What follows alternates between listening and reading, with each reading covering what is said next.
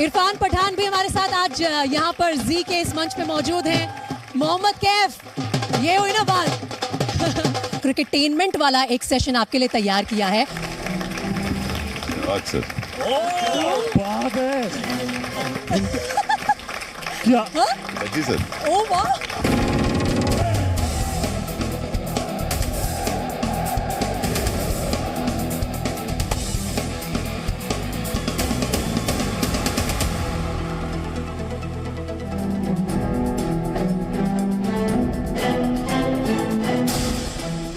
Cricket का सम्राट जी सम्मेलन।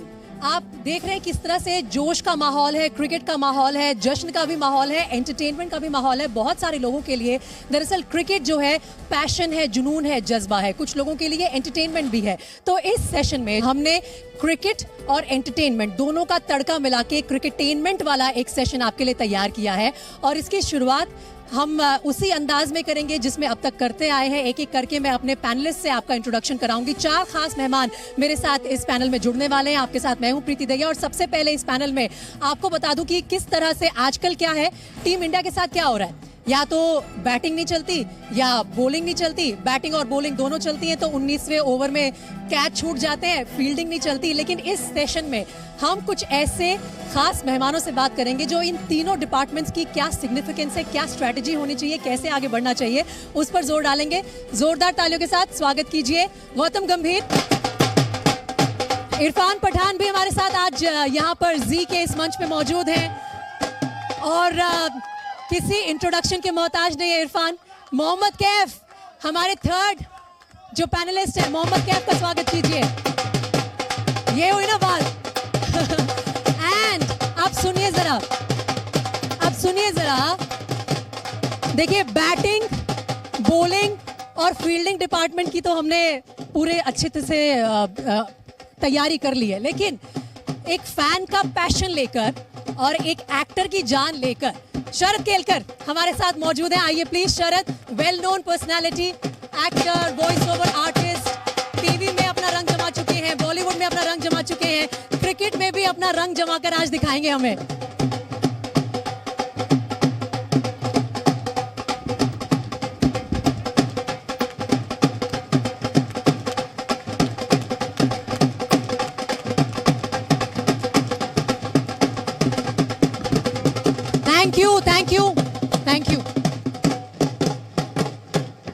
Thank you so much. बहुत बढ़िया। और क्रिकेट और एंटरटेनमेंट ऐसे ही एक दूसरे के साथ मिल जाते हैं। शरद, आप अभी हमें पैनल पे ज्वाइन कर रहे हैं।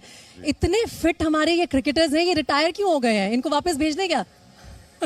किसने कहा इनसे रिटायर होने के लिए? पहली बात तो आज भी जो बैटिंग देखी मैंने थोड़ी सी अभी, और इरफान सर से तो मैं पिछले साल ही मिला था एक शादी के दौरान और बहुत चर्चा हुई थी हमारी।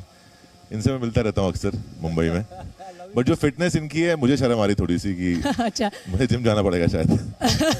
अच्छा शरद, आपकी मूवी का ट्रेलर भी हम दिखाना चाहेंगे। जी जी बिल्कुल। हमारी फिल्म का नाम है हर हर महादेव, जो वीर योद्धा बाजी प्रभु देशपांडे जी की जीवन पर आधारित है, जो शिवाजी महाराज के एक सेनापति थे। मैं क्यों कह रहा हूँ शिवाजी महाराज? बिकॉज ये उस वक्त की कहानी है जब शिवाजी महाराज छत्रपति शिवाजी महाराज नहीं थे, वो काफी यंग थे। और जब पूरा देश 350 साल की एक गुलामी के दौर से गुजर रहा था और सब अपनी अपनी जगह पड़े हुए थे, बस वहाँ एक आदमी ने अपनी आवाज उठाई, वो थे छत्रपति शिवाजी महाराज कि हमें स्वराज चाहिए। और कैसे बाजी प्रभु देशपांडे उनके साथ जुड़े और उनके लिए अपनी लाइफ सेक्रीफाइस की, ये उसकी कहानी है।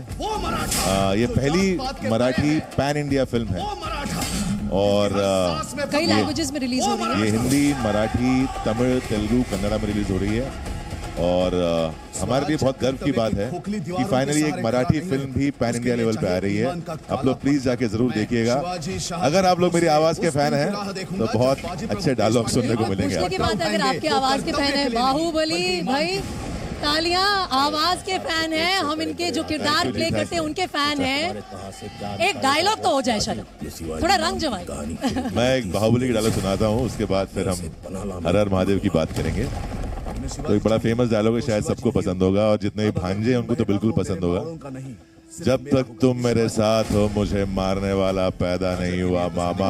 एक मामूली सैनिक के लिए मरने को तैयार राजा मैंने पहली बार देखा। बहुत खूब, बहुत खूब। जाइए राजे, जाइए। तो और अब मेरे हम अपने 300 क्रिकेटर से भी बांदा पूछते सिद्धि को हैं। नहीं छोड़ गौतम के बड़े क्लियर हैं, चाहे कोई भी मैदान हो, कुछ भी हो, हमें हीरो वर्शिप के कर्ज से बाहर निकलना है। एक हीरो के सामने बैठ के मैं ये कह रही हूँ, लेकिन जो ये कहानी लेकर आ रहे हैं गौतम, ये एक अनसंग हीरो की है। लीड कैरेक्टर से उनको जो सपोर्ट करने वाले थे, किस तरह से वो इस किरदार के जरिए अपनी पहचान दिखाएंगे लोगों के सामने, वो कहानी है। अनसंग हीरोज की जब बात होती है Gautam, when we talk about the Indian cricket team, आपको क्या लगता है अभी तक हमारी टीम में जो करंट प्लेइंग 11 है, कोई अनसंग हीरो है जो चमकने वाला है इस वर्ल्ड कप में? देखिए, पहली बात तो है कि अनसंग होना ही नहीं चाहिए। नहीं, होना तो नहीं चाहिए। नहीं, ये But there are some characters जो पीछे रह जाते हैं। कि ये अनसंग किसने बनाया है? ये अनसंग मीडिया नहीं तो बनाया है।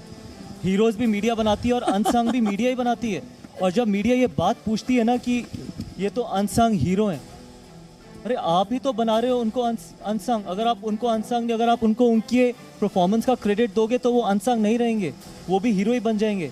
तो जो बनाता है वही सवाल भी पूछता है उसी के बारे में, which is very very unfortunate. But it's very unfair, आप मुझे बोल रहे हो कि मीडिया अनसंग हीरोज बनाती है। मैं सारी मीडिया को बोल रहा हूँ, आपको नहीं बोल रहा। बिकॉज छोटा सा इसका जवाब देता हूँ कि अगर फॉर एग्जांपल शरद जी ने अगर परफॉर्मेंस दी है मूवी की, अगर उसका क्रेडिट किसी और को मिले तो शरद जी अनसंग हो जाएंगे और हीरो कोई और बन जाएगा।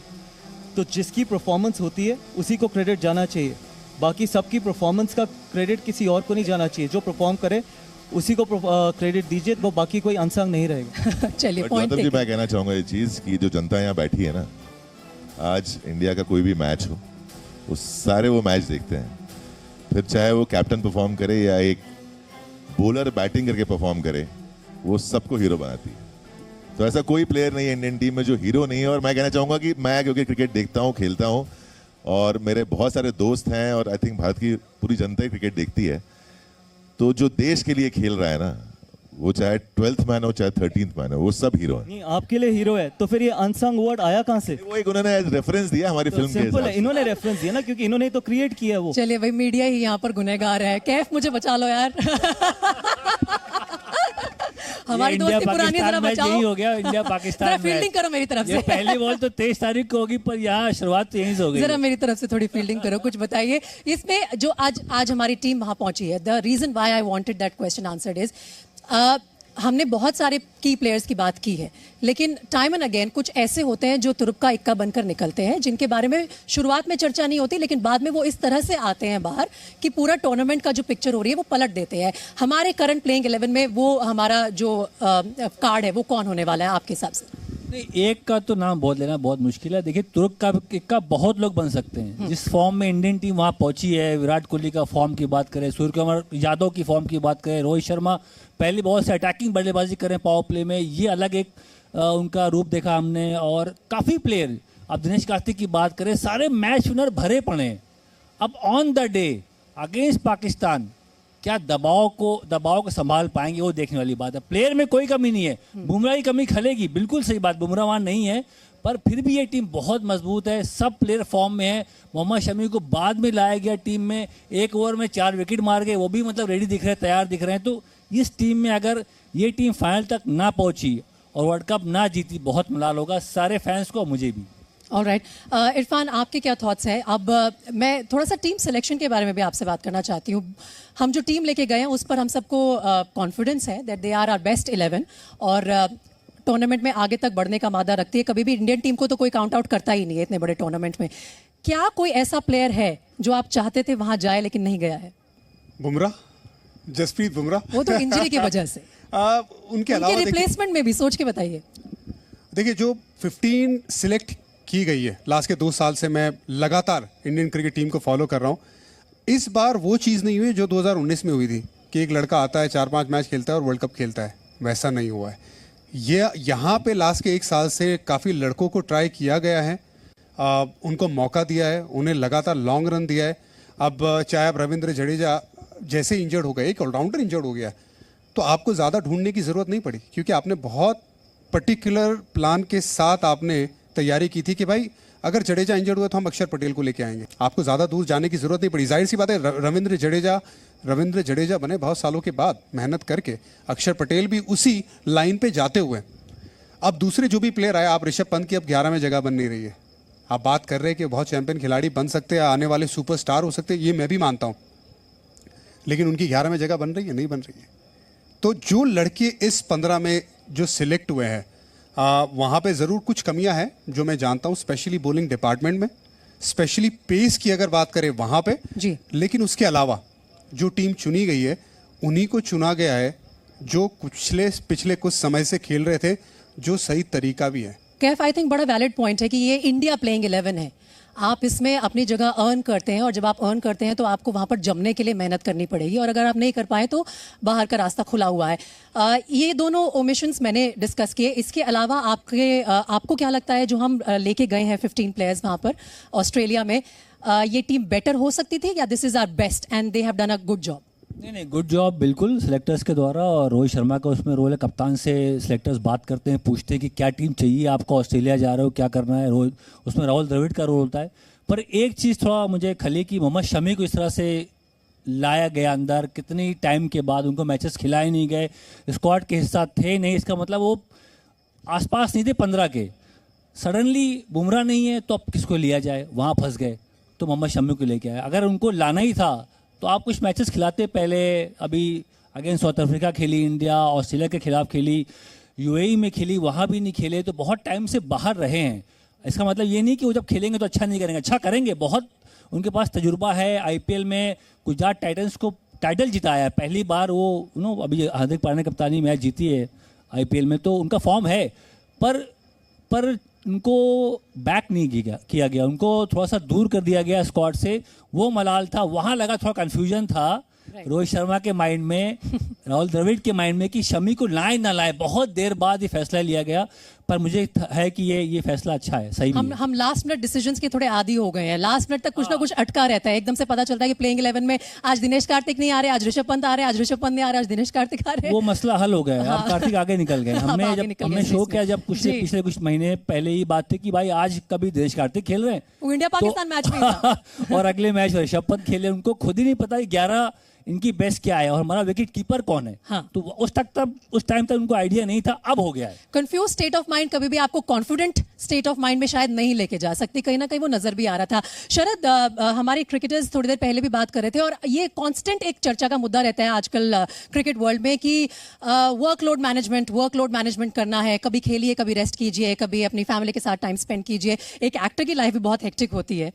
वर्कलोड मैनेजमेंट पर फ्रॉम एन एक्टर्स पर्सपेक्टिव आपको लगता है इज इट वेरी कन्वीनियंट कि आप बोल दें कि यार मैं ये 2 इंपॉर्टेंट सीरीज मेरे हिसाब से हैं, इनमें खेलूंगा, फिर मैं जिम्बाब्वे नहीं जाऊंगा, फिर मैं हो सकता है कि किसी और छोटी कंट्री के साथ ना खेलूं, फिर मैं बड़े सीरीज के लिए आ जाऊंगा। How do you manage, like you are also same profession में तो नहीं है आप, लेकिन वर्कलोड तो आपके ऊपर भी बहुत सारा है, कैसे चूज करा जाए? बिल्कुल वर्कलोड होता है, बहुत ज़्यादा होता है। कई सारी अच्छी फिल्में आती हैं, ऑफर्स आती हैं, कई बार ना बोलना पड़ता है जब आपको एक प्रेफरेंस देना पड़ता है फैमिली को, बच्चे को, या खुद के लिए, तो ना बोलना पड़ता है और बोलते हैं उसके लिए। फिर भले नुकसान हो या फ़ायदा हो वो सोचते नहीं है, बिकॉज वो भी एक प्रायोरिटी है कि अपने आप को उस एक अच्छे जोन में रखने की ज़रूरत पड़ती है आपको एज एन एक्टर। नहीं तो परफॉर्मेंस पे फ़र्क पड़ता है उससे। अगर आप बैक टू बैक काम करते रहेंगे तो ना फिटनेस रहेगी, ना आप अच्छे दिखेंगे, ना आपका माइंडसेट वैसा होगा कि आप अच्छा काम कर पाएँ। इसलिए वो ब्रेक ज़रूरी होते हैं, लेकिन चूंकि हम लोग कॉन्ट्रैक्चुअल थिंग में नहीं होते हैं, मुझे आइडिया नहीं है कि कभी आपने मैच देखने के लिए छुट्टी ली है? जी मैच देखने के लिए छुट्टी ली है आपने कभी? Specially India Pakistan. झूठ बहुत बोले बिकॉज मेरा एक कहानी थी, मतलब मेरा एक कहानी है। मैं क्रिकेट बचपन से खेलता आया हूँ बहुत सारा। तो मेरी जो श्रीमती जी हैं कीर्ति, वो उन्हें क्रिकेट बिल्कुल पसंद नहीं है। उन्होंने आज तक, सर आप विश्वास नहीं मानेंगे, सिर्फ मेरे साथ बैठ के एक मैच देखा है, वो भी जिसमें सर आपने ओपनिंग करके 93 मारे थे, वर्ल्ड कप फाइनल था। और हम लोग, मैंने उनको ज़बरदस्ती बिठाया कि ये मैच तो देखो, मेरे को देखना है, अब आप झगड़ा कर लो, कुछ कर लो, या साथ में बैठ के मैच देख लो मेरे। तो वो सिर्फ इकलौता मैच है जो उन्होंने मेरे साथ बैठ के देखा, अदरवाइज नहीं देखा है। तो भगवान की दया से अब OTT पे मैच आ जाता है तो मैं चुपके से फ़ोन पे बैठ के देख लेता हूँ, और मैं कोई मैच नहीं छोड़ता हूँ। आज भी मैं सुबह मैच देख रहा था प्रेस कॉन्फ्रेंस के दौरान। तो छुट्टी तो चलो मैं सोच लेता हूँ कि अच्छा उस दिन मैच है, उस दिन अब आप बोल लेता हूँ 23rd को छुट्टी ले लेना, 25th को शरद की मूवी रिलीज हो रही है, जी, तो जी, काफी जी। हेक्टिक एक्टिविटीज होने वाली है शरद हमने की। प्रमोशन के लिए भी छुट्टी ले ली है, 23 तारीख को हमको छुट्टी तो मेरे ख्याल से 25th को आप सब तैयारी कर लीजिए। 23 को हम इंडिया पाकिस्तान का मैच एंजॉय करेंगे और 25 तारीख 25 तारीख को हर महादेव देखिए, आपको जिस भाषा में देखनी है, चाहे हिंदी में, चाहे मराठी में, तमिल, तेलुगु, कन्नड़ा, जिस लैंग्वेज में देखनी है देखिए प्लीज। बहुत मेहनत से मैं ये कहना चाहूँगा एक क्योंकि हमारी इंडस्ट्री की एक लिमिटेशंस होती हैं, क्योंकि मैं हिंदी फिल्मों में भी काम करता हूँ, तेलुगु में भी करता हूँ, तमिल में भी करता हूँ। मराठी फिल्मों का एक लिमिटेशंस है बिकॉज मार्केट ऐसा है, बजट्स नहीं होते हैं। लेकिन हमने ये फिल्म एक हिंदी पीरियड फिल्म के 2.5% के बजट में इतनी बड़ी फिल्म बनाई है, सबने कंट्रीब्यूशन दिया है उस फिल्म के और लिए। ट्रेलर हम साथ साथ चला रहे हैं। प्लीज जाके देखिएगा फिल्म, मेरे लिए बहुत इंपॉर्टेंट फिल्म है जी। और ट्रेलर की अगर साउंड पिक हम कर सकते हैं थोड़ा सा, हम देखना चाह रहे थे शरद की मूवी का ट्रेलर। चलो इस दुनिया को दिखा दे 300 उल्टी खोपड़ी के मराठे क्या कर सकते हैं। चलो इस दुनिया को दिखा दे 300 उल्टी खोपड़ी के मराठे क्या कर सकते हैं। बड़े खां साहब के पेट से बड़े बड़े आते निकाले थे उसने, सोचो तुम्हारे कहां से क्या निकालेगा वो शिवाजी। ये शिवाजी नाम की कहानी शुरू तो हुई थी सीने बहुत इंटरेस्टिंग नजर आ रही है शरद, एंड होपफुली हमारी ऑडियंस आपको अश्योर कर सके, हमारे मंच के जरिए हम लोगों तक पहुंचा रहे हैं कि ये संदेश भी जरूरी है, इसे भी जरूर देखने जाइएगा और एंजॉय कीजिए अपनी मूवी को। Now coming back to the topic of workload management, Irfan, Shoaib Akhtar ने बहुत फेमसली बोला जसप्रीत बुमराह के लिए कि जसप्रीत बुमराह को आपको बहुत सोच समझ के खिलाना होगा। अक्रॉस 3 फॉर्मेट्स अगर खिलाएंगे तो उनकी लॉन्जेविटी जो है वो नहीं मिलेगी आपको, इंजरीज होती रहेंगी और आपको जितना वो इंडिया की सर्विस में खड़े हो सकते हैं नहीं दे पाएंगे अपना 100%। आप अग्री करते हैं? क्योंकि अब दोबारा स्ट्रेस इंजरी हुई है। देखिए, कोई भी फिजियो को अगर आप पूछेंगे, मैं बहुत चोटिल हुआ करता था, मैं एक बार तो इस तरह से क्रिकेट खेला हूँ कि पूरा अगर शर्ट और पैंट के अंदर देखिए तो पूरा मम्मी की तरह फील करता था, इतनी टेपें लगती थी, तो बहुत चोटें लगी है। तो ये जो चोट लगी है अभी जसप्रीत बुमराह को, इसके बाद आपको ज़रूर ध्यान रखना होगा उनके वर्कलोड मैनेजमेंट पे। और इस बात में मैं बहुत सहमत रखता हूँ, बहुत लोग सहमति नहीं रखते इससे, लेकिन स्पेशली जब बात आती है बॉलर्स की और ऑलराउंडर्स की, आपको उनको संभालना है, आपको उनको संभाल के चलना है। गौतम, क्या इसका ये मतलब भी है कि जो आज का ज़माना है, आज के टाइम पे मैनेजमेंट के अंदर भी ज़्यादा अंडरस्टैंडिंग है कि अगर कोई खिलाड़ी irrespective of their profile in playing 11, fast bowler हैं, बैट्समैन है, फील्डर है, अगर वो कहते हैं कि मुझे रेस्ट करना है, इस सीरीज में मैं नहीं जा पाऊंगा, I need some time at home, तो आज ज़्यादा एक्सेप्टेबल सिचुएशन है, उनको अलाउ कर देते हैं, आसानी से वो प्लेयर वापस भी आ जाता है प्लेइंग 11 में। क्या ये सही है, गलत है, किस तरह से प्रोग्रेस कर रहा है? देखिए, मैंने इसका जवाब आपको पहले भी दिया था कि वो आपने इंसिस्ट किया था कि फास्ट बॉलर्स को मॉनिटर करना चाहिए। आई एग्री विद इरफान की फास्ट बॉलिंग ऑलराउंडर्स, इनका वर्कलोड मैनेजमेंट इंपॉर्टेंट है। बैट्समैन के लिए वर्कलोड मैनेजमेंट मुझे नहीं लगता कि आज से 5 साल पहले ये कोई शब्द हुआ भी करता था।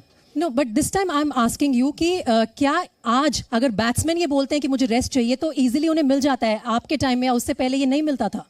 नहीं मिलता था। इनफैक्ट उस टाइम पे तो आप बोल भी नहीं सकते थे कि आपको रेस्ट चाहिए, या आप ड्रॉप होते थे या आप सिलेक्ट होते थे। देयर वर ओनली 2 वेज, या आप खेलोगे या आप ड्रॉप होगे।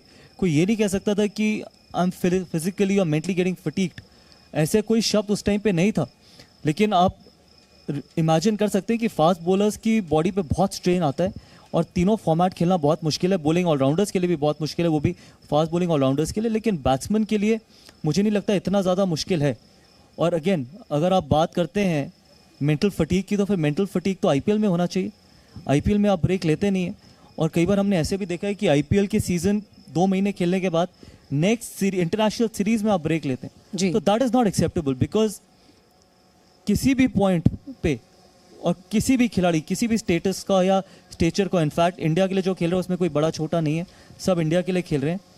किसी भी स्टेज पे आप ये नहीं डिसाइड कर सकते कि आपको इंटरनेशनल क्रिकेट से कब ब्रेक चाहिए as a batsman, because India के लिए खेलना is your top most priority. IPL always will come second, nation first, of course. अब आप सब जानते हैं कि एक बड़ी फेमस रेडियो जॉकीज की जोड़ी है आदि मानव, उसके मानव आज मुझे बताया गया कि यहाँ पर आए हैं कुछ सरप्राइज लेके। मानव, आप आइए स्टेज पर, व्हाट्स योर सरप्राइज? पहले तो यार थोड़ा मतलब ऐसे एनर्जी ले आओ, क्या हो गया? अपने रेडियो जॉकी वाले अंदाज में। एक काम करते हैं, शरद भाई आप खड़े होंगे, मैं आपको एक तख्ती पकड़ाऊंगा और ये लोग आपको बॉलिंग या बैटिंग एक्शन करके बताएंगे कि वो क्रिकेटर कौन है। आप थोड़े स्टैट्स भी दे सकते हैं, इतना खुल के नहीं बताना, स्टैट्स वगैरह दे के आप हिंट दे सकते हैं और कोई चीटिंग नहीं करेगा। तो पहला नाम ये है, आपको चीटिंग, बिल्कुल चीटिंग नहीं, ठीक है। कैमरा को भी दिखा दीजिए ना।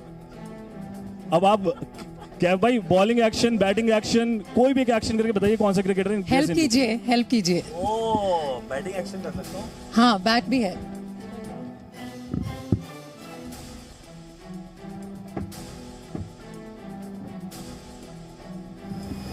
अक्सर बात है, दिखा दी सबको, you guessed it right? ये तुक्का था। कॉन्फिडेंस है सर। क्या बात है। तो अब अगला कार्ड भी आपके साथ ही खेलते हैं हम। एक कार्ड और लो, ये लो। एक भाई कैमरा में दिखाती, कोई ऑडियंस में से चीटिंग नहीं कराएगा, यहाँ पे कोई डीआरएस नहीं है।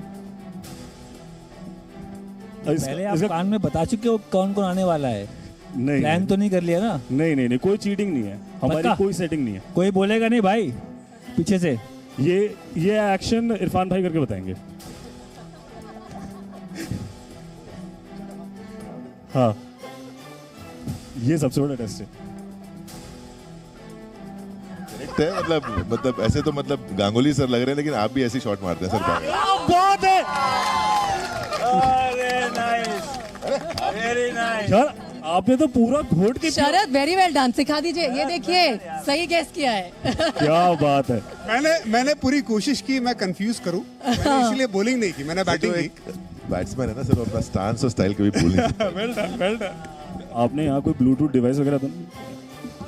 अब ये एक्शन गौतम करके ये, हाँ, ये गौतम भाई थोड़ा बहुत ट्राई, तभी तो कंफ्यूज करना है ना। क्या? जी सर। ओ वाह भाई, शरद की नॉलेज जो है अमेजिंग, बिल्कुल सही, पहली बार में गेस कर रहे हैं। आपको बताया होगा, तुम मैच फिक्सिंग करके आए हो। कोई मैच फिक्सिंग नहीं है, मैं तो कह रहा हूँ भाई साहब आप किस लाइन में आ गए। मैं वही सोच रहा हूँ कि गलती से आ गया। उस टाइम इतना स्कोप नहीं था क्रिकेट में जब मैं क्रिकेट खेलता था, और उसके बाद सिर्फ देखने से ही काफ़ी, और इतने अच्छे क्रिकेटर्स हैं यार, इनकी एक एक चीज़, मतलब मैं शॉट्स डिफाइन कर सकता हूँ कि कौन कहाँ कैसे फील्डिंग कैसे करता है कोई, मतलब बहुत सारी चीज़ें हैं जो देख देख कैसे बस गई ना अंदर दिल में कि यार ये खेलना चाहिए था लाइफ में। वो मलाल है एक। और ये तो तब हाल है जब वाइफ नहीं देखने देती मैच। अगर वो देखने देती तो अभी मैं देखिए नेशनल टीवी पे बोलना चाहूंगा, वो बहुत सपोर्टिव है आजकल, मुझे हर मैच देखने देती है, खेलने भी देती हैं।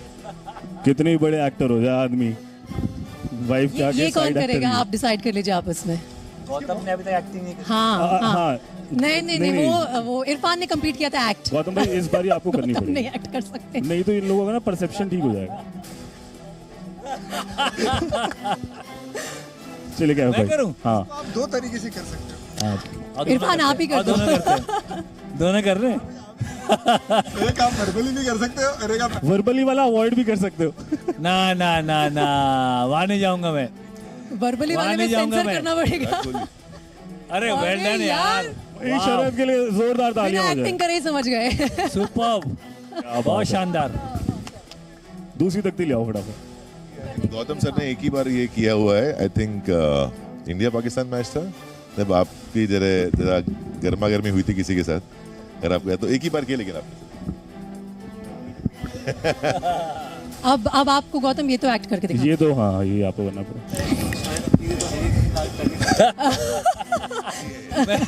गंभीर सर है यार, आपकी पक्का तीसरी आंख है। मैंने Manav, this was a fix match. मैं नहीं नंबर दे रही। जिक्र किया, मुझे मैच अच्छे से याद है, जब इनका और आफरीदी सर का झगड़ा हुआ था जोरदार, तब उन्होंने कोहली साहब को पीछे छोड़ दिया था। क्या बात है। तो पहले तो जोरदार तालियां भाई, आपके लिए गिफ्ट रखा है। जनता को शक हो रहा होगा, मैंने कुछ यहाँ को रिक किया, हम लोगों ने कुछ नहीं किया, टच वुड। मैं क्रिकेट भी खेलता हूँ और देखता भी बहुत ज्यादा हूँ।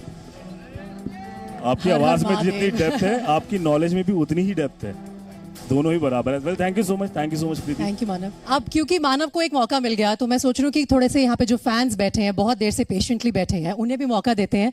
हमारे जो मंच पर स्टार्स मौजूद हैं क्रिकेट और एंटरटेनमेंट इंडस्ट्री से, फ्लोर ओपन है। आप प्लीज अपना हाथ उठाइए, अगर कोई सवाल लेना है तो माइक का वेट करना पड़ेगा। अपना नाम बताइए और किसको आप सवाल पूछ रहे हैं वो बताइए। मेरा आशीष दीक्षित है, और सवाल गंभीर भाई से है। जो हम लोग T20 या डे नाइट मैचेस खेलते हैं उसमें ड्यू फैक्टर बहुत इंपॉर्टेंट है, तो ऑस्ट्रेलिया में ड्यू फैक्टर कितना इंपॉर्टेंट होगा?